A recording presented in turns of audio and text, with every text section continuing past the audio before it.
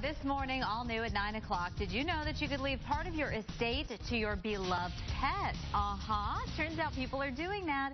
And in fact, the Washington University School of Law says about 1 in every 5 people have been doing this. So what do you need to know about this? We've brought in some experts to walk us through the process because they've been there. Let me introduce you first to Nalan, who is a retired policewoman, and she has set up a trust for her dog.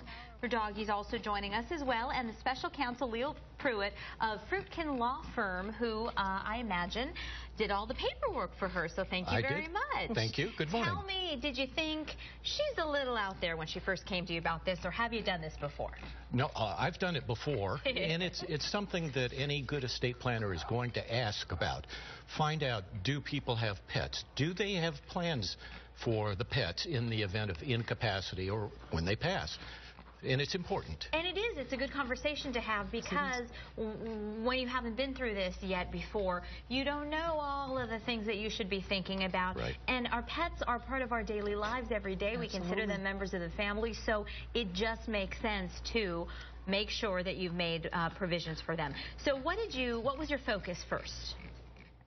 Just that they be cared for if something happened to me. You just never know. And she's 9 and she's 8. And if something was to happen to me, I just didn't want it to be the responsibility of who, you know, they've got godmothers.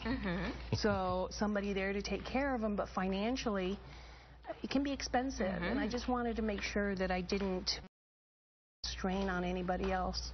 So you're talking about not only designating who would care for your pets, but also being able to fund their care.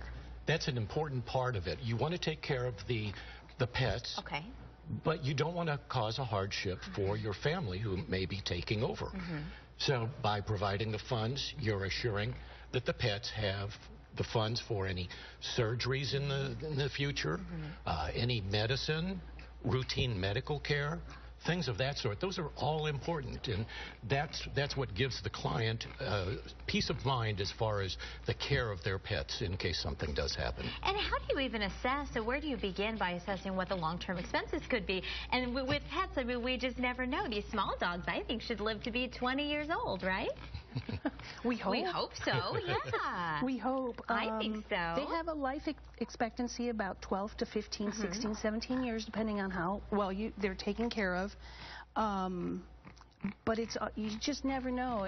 They're used to me taking care of them, and they've been expensive up to this point. Oh, okay. You already know this about them. I already know this, and that's why I didn't want to leave it to somebody else. But even the basic necessities for dogs or cats or any animals, it's expensive. And it shouldn't be the responsibility of the person that you're leaving them to. I'll go calmer if I know that they're going to be taken care of and they're not going to be a burden on anybody. Well, it is a really smart concept for any animal lover. So as we wrap up here, what questions or who should we contact if you're thinking about this, if you haven't done this yet? If you haven't done it yet, think about going to see an attorney, an estate planner.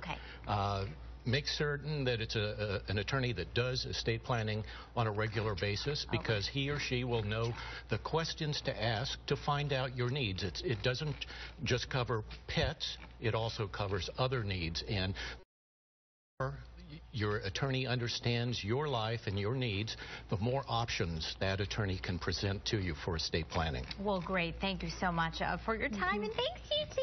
Thank you. Someone's got a little stuffed up nose over there, huh? Thank you so much. And we assume you'll be here with us for a long